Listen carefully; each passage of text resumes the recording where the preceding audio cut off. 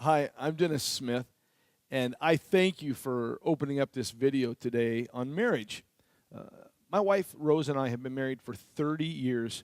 That's a long time, but I'll tell you what, it has not been 30 years of perfection.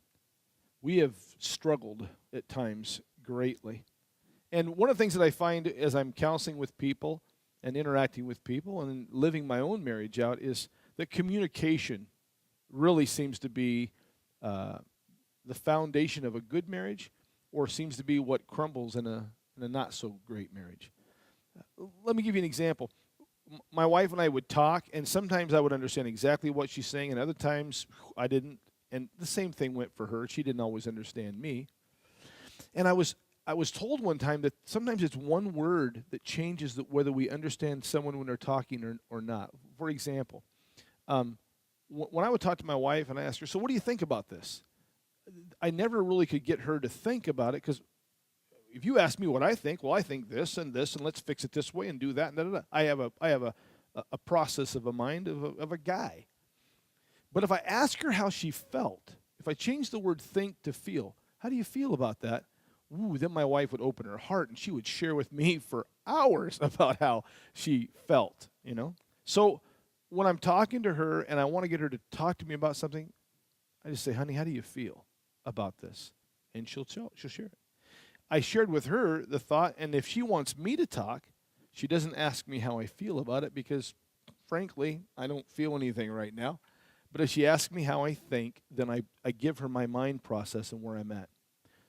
Think and feel, those two little words allowed us to open up a whole different line of communication.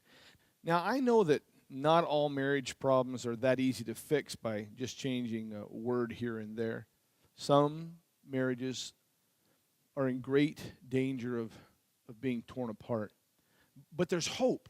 There's hope in every marriage. I really, truly believe that. It's a matter of learning and growing together, and it's a matter of whether or not both people are committed to the marriage. Now, we're doing a series called Fresh Starts because all of us need a fresh start in our life sometime. Sometimes it's in health. We're at the new year, want to lose a few pounds, or sometimes it's in our finances. This year we're going to get those together. Maybe it's in parenting. We're going to cover these topics in the month of February, and we would love you to come and just share with us, hoping that we can give you some wisdom and some tools that you could use in your marriage to at least strengthen it, or maybe even to give it some hope. And so we'd like you to come and join us starting in February at 9 or 10:45. It'll be the same service. We just have two to kind of help with the seating. And we have children's ministry in the second one, so we'll take care of your kids for you from nursery all the way through.